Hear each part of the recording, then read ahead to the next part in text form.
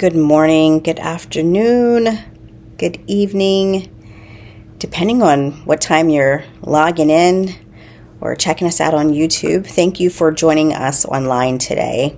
While the weather had other plans for our in-person gathering, I am so grateful for technology that allows us to still come together in community and worship. Before we begin, I'd like to invite you into a moment of presence, a moment to center ourselves in this sacred moment. Please find a comfortable position, relaxing your shoulders. The invitation is to close your eyes and take 3 deep, clearing breaths.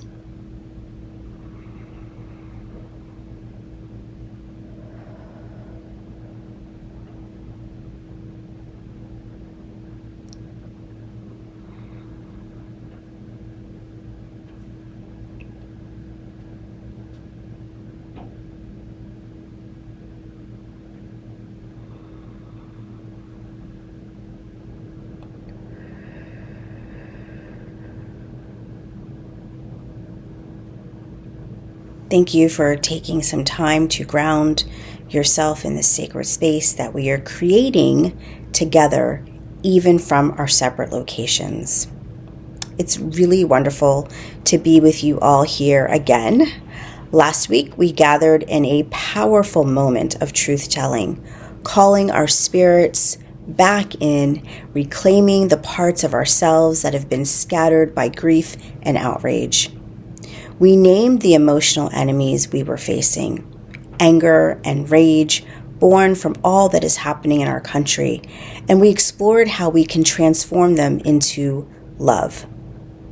What most moved me was how we collectively showed up vulnerable and honest and willing to express our feelings.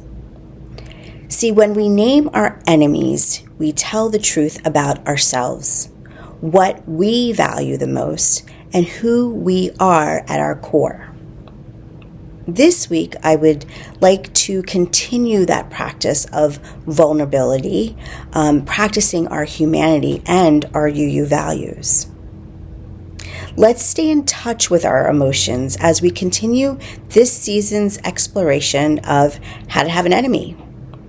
So this week I'm doing pretty goodish, depending on the moment that you ask. And I've been noticing something in many spaces that I'm interacting with that are non-UU or non-social justice and non-social action type spaces. I'm noticing that no one is really talking about what is going on in our society. It seems just like business as usual. Keeping with our season's theme of naming our enemy, right now, I'm naming that I've been holding it together while falling apart, while the world is falling apart all around me. And I know that I cannot be alone in this feeling. Have you ever felt like you were at the end of your rope? Like you were just beside yourself saying, I don't know what to do in this moment. I can't deal with this anymore. But you feel like you have to keep going. You have to keep putting one foot in front of the other. How many of you experienced holding it together while you were falling apart? Many of us are denying our own truths while we smile in people's faces when they're like, hey, how are you? And we just respond, oh, I'm fine. How are you? Despite whatever it is that we're going through. Some of you, show up to work every Monday and you have the Monday blues on Sunday evening. And you might be dealing with a boss or coworkers that aren't your favorite. You might be dealing with facing the rise of healthcare costs. You might be juggling your finances to rob Peter to pay Paul. Maybe your dog died. And on top of that, you're tending the needs of your family, your friends, your children. And you're doing all of these things while you're trying so hard to hold it together when your world might be falling apart. You might be experiencing a breakup. Maybe your car needs new brakes. Maybe your own health needs attention.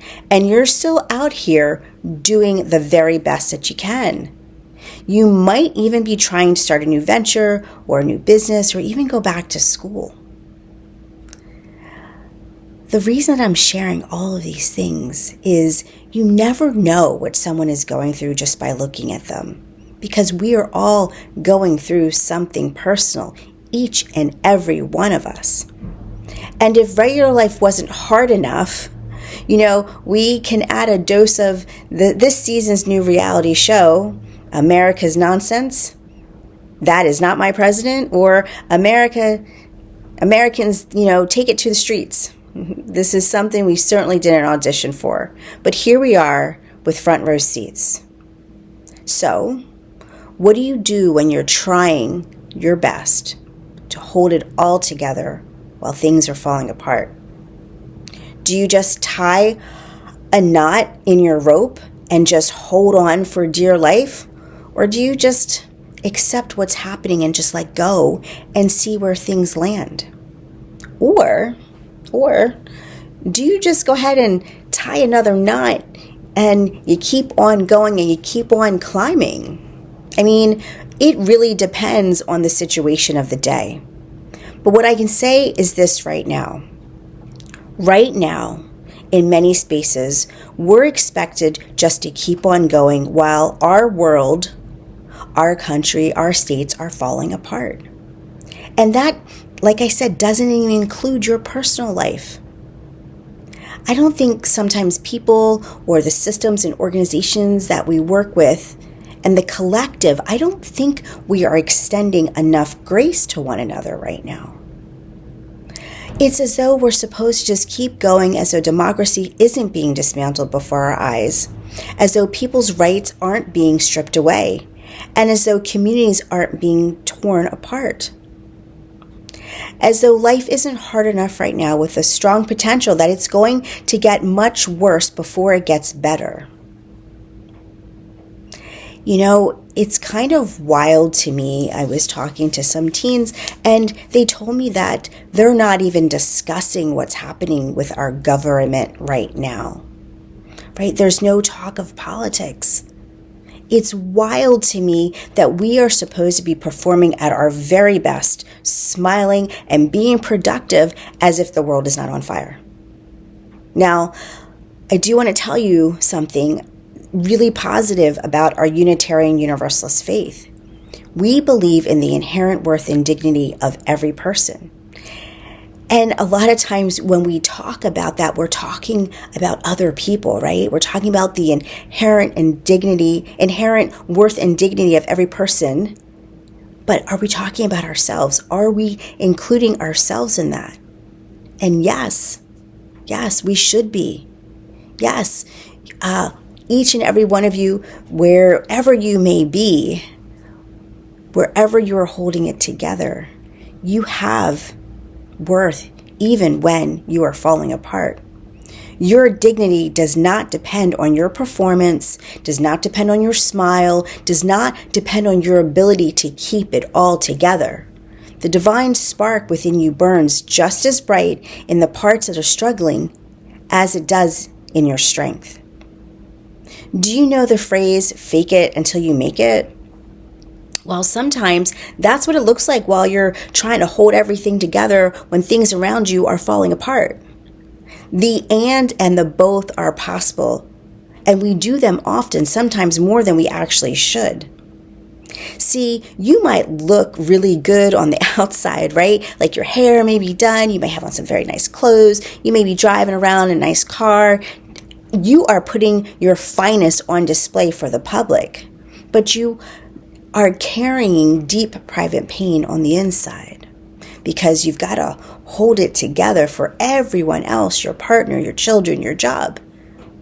And here's what our second principle can teach us about justice, equity, and compassion in human relations with ourselves. Where is the compassion for yourself? Where is the equity when you give everything to others and nothing to your own soul? What about the justice of allowing yourself just to be human, just to be vulnerable, just to be real? Here's the thing about this moment. It is okay not to be okay. It is okay to say, I am not okay. It's okay to show up and say that it feels like a tea party on a tightrope right now. Because, beloveds, it's okay to just be where you are in this moment. Our UU values call us to a free and responsible search for truth and meaning. And sometimes, friends, that search leads us right to the valley of our own pain. Sometimes that truth we find is simply, I'm struggling, or I need help. I can't do this alone. See, in our individualized, pull yourself up by the bootstraps type of culture that many of us actually have grown up in, we've been taught that needing help means that we've failed some way. But let me tell you, saying it out loud, saying I'm not okay, saying I need help is a strong flex. It's steeped in ancestral wisdom. It's courageous. That's the responsible part of the search, knowing when to reach out, knowing when to say, I cannot carry this alone. Somewhere, somehow, we've learned that we must just put on this brave face, it's kind of seen as a defense mechanism. We live in a society that has taught us not to be, all up in our feelings, kind of to avoid them and to compartmentalize them. And, don't get me wrong, sometimes it's okay to do that. Sometimes we need to do that for survival. But this moment that we're living in right now, and we're living through this type of thing where it's not business as usual, right? It's not. And you don't have to make it as business as usual with your own soul. You don't have to pretend with your spirit. You're allowed to feel all the big feelings. You're allowed to feel. You're allowed to name it. And I encourage you to say that you're not okay. And of course, nobody wants to be a Debbie Downer walking around spreading doom and gloom, right? Nobody wants that. But you also don't have to mask your pain with toxic positivity, You don't have to pretend everything is fine when it's not. Your best, whatever it looks like today, is enough. It's going to need to be enough for the moment that is presented. And some days your best is just showing up, and let that be enough. We as UUs believe in the interdependent web of all existence. That means you're not alone in this world. You're not alone facing the things that are happening in the world, the country, the democracy that we know is struggling. You are connected to every person at WellSpring. You are connected to the earth beneath your feet. You are connected to the ancestors who came before you. You are connected to the spirit that moves through you and through all things that are sacred. When you're holding it together while falling apart, that web holds you. We hold you. This beloved community holds you because the world keeps moving as though we are not experiencing some type of psychological warfare amidst our daily responsibilities. Before I go, I want to close on the eve of MLK Day with a passage from Dr. Martin Luther King Jr.'s speech that he gave at Southern Methodist University on March 17th, 1966. Now, although the words he uses are from his time, the sentiment, right? The sentiment and the encouragement is the same today. He said, modern psychology has a word that is probably used more than any other word in psychology. It is the word maladjusted. It is the ringing cry of modern child psychology, and certainly we all want to avoid the maladjusted life. We all want to live a well-adjusted life in order to avoid neurotic and schizophrenic personalities. But I must be honest here and say that there are some things in our nation and our world to which I am proud to be maladjusted and wish all men of goodwill would be maladjusted until the good society is realized. I never intend to adjust myself to racial segregation and discrimination. I never intend to become adjusted to religious bigotry.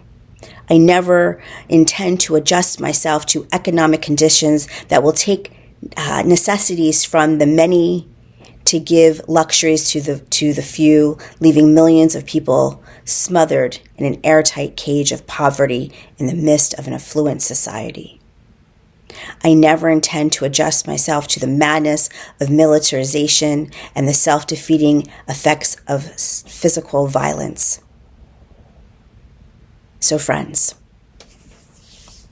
be maladjusted to all the things that we are experiencing right now, because what we are experiencing is not by any means normal.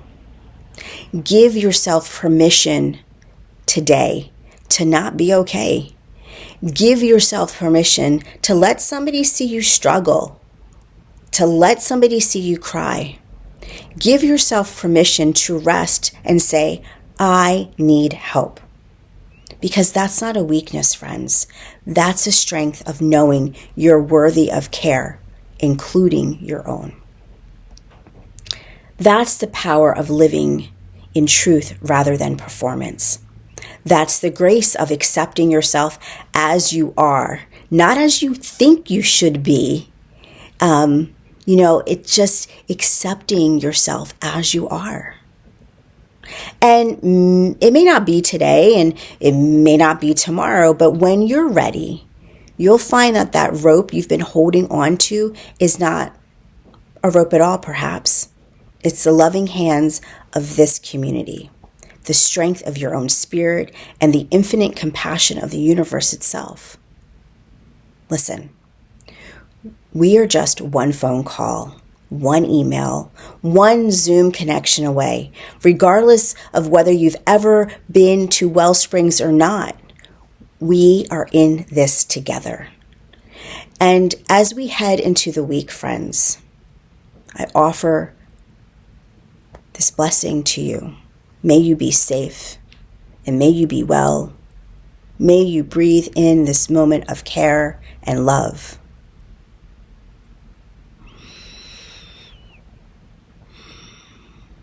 We are here for you. Amen, Ashe, and may it be so.